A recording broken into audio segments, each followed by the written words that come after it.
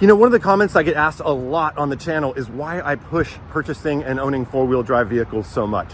And it starts in 1998. Let's be honest, how often do most of us ever really need four-wheel drive? Well, if you like the 4x4 look but hardly ever engage the hardware, Toyota has a more economical solution. It's a new version of the Tacoma, dubbed the Pre-Runner. By 1998, Toyota had figured out that about 90% of their four-wheel drive truck buyers are never using four-wheel drive. They quickly figured out that if they could make a truck that looked like it was four-wheel drive, but had less wear and tear and could save the buyer a couple $1,000s, it could be a win-win situation. They could sell more vehicles. And that's exactly what they did. A year or two later, the Nissan Frontier came out with their own two-wheel drive variant. Next thing you know, you had the Ford F-150 FX2. Next thing you know, the four-wheel drive looking vehicles that were actually two-wheel drive took off like wildfire. So look, to answer the question, why do we push four-wheel drive so much? It is 99% resale value and 1% utility. Now, we're in the Bay Area of California. I don't think there is a place where less people use four-wheel drive. So people who are in Colorado, people who are in Wyoming, you got to take what I'm about to say with a grain of salt. Around here, things are different. Just while we're standing here right now, we have a potential sale going down. Now, for the 24 model year, I have never seen one yet that says Pre-Runner. They got rid of the Pre-Runner badge. Either gonna say four-wheel drive or it's gonna say nothing. But what's interesting is that unlike in generations past, it almost seems like every one of these 24 Tacomas I've seen on the road has been a four-wheel drive. And the easiest way to tell is just this badge on the back. Well, it's pretty much the only way to tell unless you climb under the front and look for the axle shafts. It appears almost every single truck on the lot is a four-wheel drive, except for the one they're trying to sell that young lady behind me. Let's go over some stats real quick. For 2022, 59% of all light-duty trucks, this excludes huge utility vehicles, have four-wheel drive or all-wheel drive. So that means 41% are the dreaded two-wheel drives.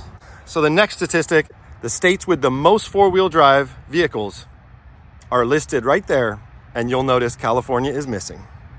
GMC is making the bold claim that 19% of all their truck users use four-wheel drive. I doubt it. You know, another Tacoma first is that big old resonator on the back there. They've never run a resonator on a Tacoma before. And also, that slider is just weird, man. Bring back the three-piece. Okay, now let's talk about the important side of four-wheel drive. Have you guys ever heard that term, it's better to have it and not need it than need it and not have it? Well, if this was Family Feud, I think that would be the #1 answer that everybody needs to hear right now. It is better to have it and not need it than need it and not have it. Four-wheel drive could potentially save your life if you are stuck out in the middle of nowhere and you have zero options. So it's pretty much gonna sum it up to utility.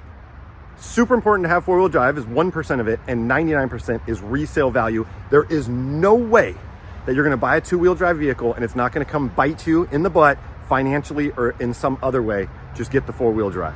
Now, I mentioned we're in Bay Area, we're in Santa Cruz, California, and around here, these new Land Cruisers, they're the status symbol of Santa Cruz. These things are everywhere, and unfortunately, 99.9% of the people I see driving them are females, blonde, older females. It is like a statement. It used to be Range Rovers, and for some weird reason, it's Land Cruisers right now. Talk about a situation where four-wheel drive is never going to get used. These vehicles are only going to the mall and to Whole Foods. Oh, they're only asking $7,000 added markup. I'm actually impressed. I honestly thought they were going to be asking at least $15,000 over MSRP, because these things, you can't even keep them on the lot. As a matter of fact, this thing will probably be gone by this afternoon. Hey, and speaking of four-wheel drive, do you think they would have been able to get this thing up on that stump without four-wheel drive? Manager special, $36,995.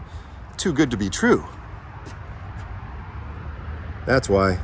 And look at this. This is the used lot right here. We have a gold certified 2024 Tacoma four-wheel drive TRD off-road with only 1,966 miles. What is the story behind that?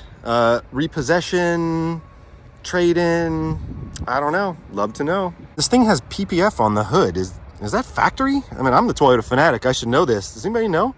Overall, that was a quick breakdown of why you should always get four-wheel drive, okay? Now, you don't need to get the highest trim model. That is not as important as four-wheel drive. As a matter of fact, you can get a base model, find some takeoff TRD wheels on Craigslist, throw them on there, and as long as it's four-wheel drive, nobody's gonna care. You can make your own higher-end model just with add-ons. That's not a problem, but you can never turn a two-wheel drive into a four-wheel drive. It's not happening. All right, everybody, that's gonna wrap up this video. If you're not subscribed to the channel, hit that subscribe button. Everybody else, drop a big old thumbs up, and we'll see you in the next one. Peace. Base price for the pre-runner is $17,238. Our V6 version starts at $18,168. That's a $2,700 savings over the price of an identically equipped 4x4 model. With options,